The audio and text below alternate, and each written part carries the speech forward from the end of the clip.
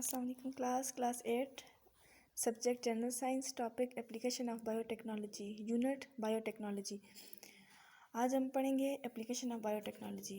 इससे पहले मैंने आपको लास्ट लेक्चर में पढ़ाया था biotechnology in daily field, genetic modification, usefulness of genetically modify organism.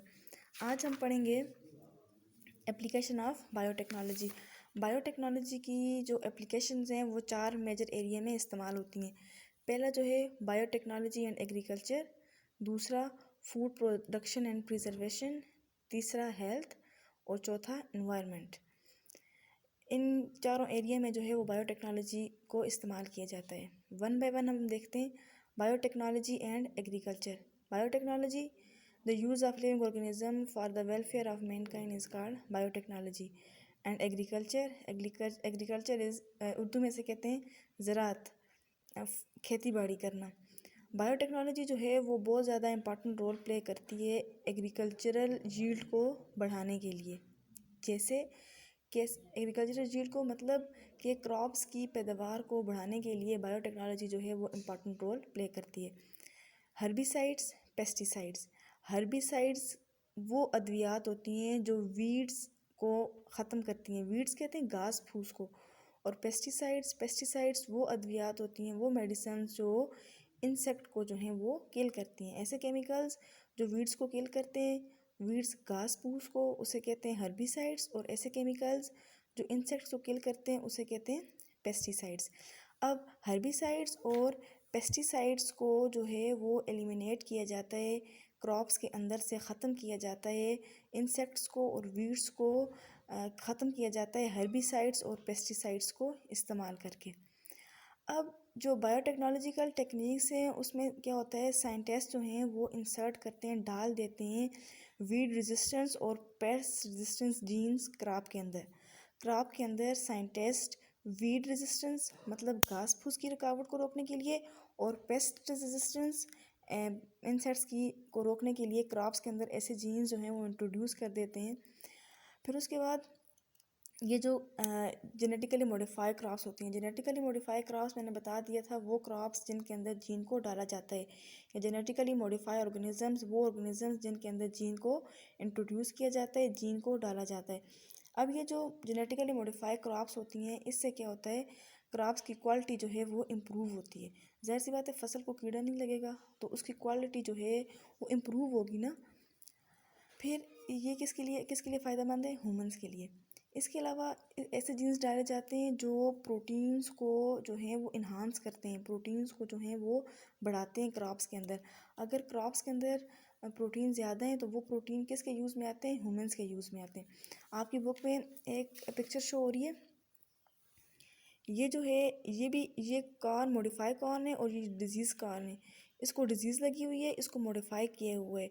Modify मतलब इसके अंदर जीन्स को इंट्रोड्यूस किया गया है, इसके ऊपर कोई भी डिजीज़ नहीं है। अब ये वाला जो कॉर्न है ये ह्यूमंस के लिए ज़्यादा जो है वो फ़ायदेमंद है। इसी तरह बायोटेक्नोलॉजी को इस्तेमाल किया जाता है और क्रॉप्स की फसलों को अच्छा किया जाता है। और फिर ये जो क्रॉप्स जो हैं ये हमारे जो हैं वो फूड की प्रोडक्शन को, फूड के अंदर प्रोटीन को जो है वो इन्हांस करती हैं जो हमें फ़ायदेमंद होते हैं। आगे जो है दूसरा जो इसकी एरिया है वो है food production and preservation. Production कहते हैं पैदावार को और प्रिजर्वेशन कहते हैं हिफाजत करना। फूड की पैदावार को बायोटेक्नोलॉजी के ज़रिए बढ़ाना और फूड की पैदावार को या फूड को जो है वो प्रिजर्व करना, उसकी हिफाजत करना। अब एनिमल्स के अंदर देखा जाए तो एनिमल्स के अंदर ऐसे जीन्स को इंट्रोड्यूस किया जाता है जिससे एनिमल्स का मीट जो हो वो ज़्यादा से ज़्यादा अच्छा हो और उसके अंदर मिल्क जो हो वो ज़्यादा हो। ये भी किसकी मदद से, बायोटेक्नोलॉजी की मदद से। इसके अलावा फ्रूट्स और वेजिटेबल की क्वालिटी को इम्प्रूव किया जाता है, इनके अंदर भी जीन्स डाले जाते हैं ताकि फूड और फ्रूट्स की क्वांटिटी अच्छी हो और उसको प्रिजर्व किया जाता है ताकि वो ज़्यादा अरसे वो अगर टाइम तक रह भी जाए तो ज़्यादा से ज़्यादा उसके अंदर ख़राबियाँ ना आए, कीड़े वगैरह ना पड़ें, उसको कोई डिजीज़ ना लगे। ठीक है, ये किसकी मदद से होता है, बायोटेक्नोलॉजी की मदद से। बायोटेक्नोलॉजी क्या है, जीन्स को इंट्रोड्यूस करना, गेम ऑफ जीन्स डाले जाते हैं, जो डिज़ायर्ड जीन है, ख्वाहिश के मुताबिक जीन्स हैं, उनको किसी भी ऑर्गेनिज्म में डाला जाता है और उसके मुताबिक अपने रिजल्ट जो हैं वो गेन किए जाते हैं। अगला जो आपका टॉपिक है वो है एरिया जो है वो अगला जो एरिया है वो है हेल्थ। हेल्थ कहते हैं सेहत को। जो बायोटेक्नोलॉजिकल टेक्निक्स हैं वो इस्तेमाल होती हैं बहुत सारी डिजीज़ के क्योर के लिए। क्योरिंग कहते हैं इलाज को। बायोटेक्नोलॉजिकल टेक्निक्स को यूज़ किया जाता है मुख्तलिफ़ किस्म की बीमारियों के इलाज के लिए और इससे इम्प्रूव किया जाता है हेल्थ को। जब बीमारियां नहीं होंगी तो इसका मतलब है हमें हमारी हेल्थ जो है वो ठीक रहेगी। उसके अलावा identification of cause of disease means के कोई डिज़ीज़ हो जाती है उसकी आइडेंटिफिकेशन कैसे होगी। प्रोडक्शन ऑफ मेडिसिन की अद्वियात की पैदावार को, अद्वियात के बनाने को, और करेक्शन ऑफ जेनेटिक डिफेक्ट्स और जीन के डिफेक्ट्स को जो है वो ठीक किया जाता है with the help of biotechnology. अब यहाँ पे हेल्थ की बात होती है तो हेल्थ हमारी तभी अच्छी रहेगी जब हम बीमारियों से महफूज रहेंगे। अब ऐसी अद्वियात बनाई जाती हैं जिनसे अगर हमें कोई बीमारी हो भी जाए तो वो बीमारी जो है वो हम जल्दी उसको रिकवर कर दें। जैसे इंसुलिन बनाई जाती है फॉर डायबिटीज़। जो शुगर के मरीज़ होते हैं उनके लिए इंसुलिन बनाई जाती है। इंसुलिन को कैसे बनाते हैं, उसके जीन्स को प्लाज्मिड के साथ इंसर्ट करते हैं। मैंने आपको प्रीवियस लेक्चर में बताया था।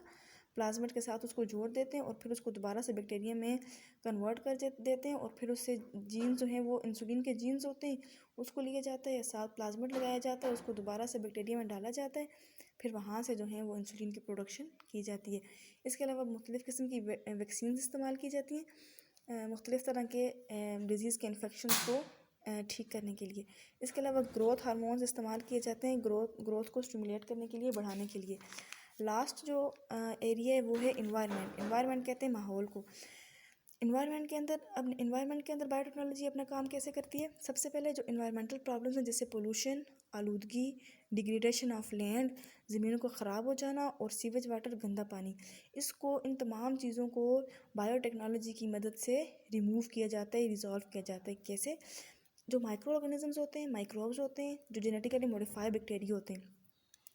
बैक्टीरिया क्या है? लिविंग ऑर्गेनिज्म है ना। अब इसका इस्तेमाल हो रहा है जानदारों की फलाह व बहबूद के लिए। इसकी मदद से जो गंदा पानी है उसको साफ़ किया जाता है बैक्टीरिया की मदद से।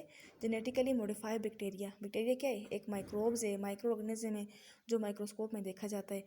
इसकी मदद से जो है वो सीवेज को ट्रीट किया जाता है, मतलब जो गंदा पानी है उसके अंदर से इम्प्योरिटीज़ को रिमूव किया जाता है।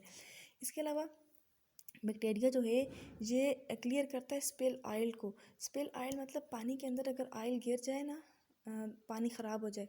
एक रिसर्च के मुताबिक 1974 में यूरोप के किसी शहर में जो है वो पानी जो है उसके अंदर ऑयल जो है वो गिर गए थे। ऑयल के टैंक ना, बेरी जहाज़ जा रहे थे किसी और मुल्क में, तो वहाँ ऑयल के जो टैंकर हैं वो लीक हो गए थे, तो वहाँ पे सारा जो पानी था वो गंदा हो गया था। फिर 3-4 साल के बाद ये देखा गया था कि वो जो ऑयल है वो ख़ुद ब खुद पानी के अंदर से ख़त्म हो रहा था। फिर जब उस पर रिसर्च की गई तो देखा गया कुछ ऐसे बैक्टीरिया हैं जो इन ऑयल को फीड करते हैं, इस ऑयल पे इंगल्फ करते हैं और उसको ख़ुद ब खुद ख़त्म कर रहे होते हैं। फिर इसके अलावा जो माइक्रोब जो हैं वो इस्तेमाल होते हैं बायो पेस्टिसाइड्स और बायो फर्टिलाइज़र के तौर पे, और जिससे हमारी इन्वायरमेंट अच्छी होती है और वो हमारी क्रॉप्स को भी इन्वायरमेंट में अच्छा करते हैं। अब ये तमाम जो एरियाज़ हैं ये बायोटेक्नोलॉजी इनके अंदर इस्तेमाल होती है। बायोटेक्नोलॉजी जो है वो इस्तेमाल होती है एग्रीकल्चर के अंदर। इसके अलावा ये इस्तेमाल होती है फूड को बढ़ाने के लिए और हेल्थ और फूड को प्रिजर्व करने के लिए। इसके अलावा हेल्थ को अच्छा करने के लिए और इन्वायरमेंट को साफ़ करने के लिए, उसमें से गंदा पानी, आलूगी को ख़त्म करने के लिए इस्तेमाल होती है। क्लास ये था आज का हमारा लेक्चर। आपने इसको पढ़ना है और इसको याद करना है और इसको बार बार रिपीट करके अपने कंसेप्ट क्लियर करने हैं। ओके क्लास, अल्लाह निगमान, अल्लाह हाफिज़।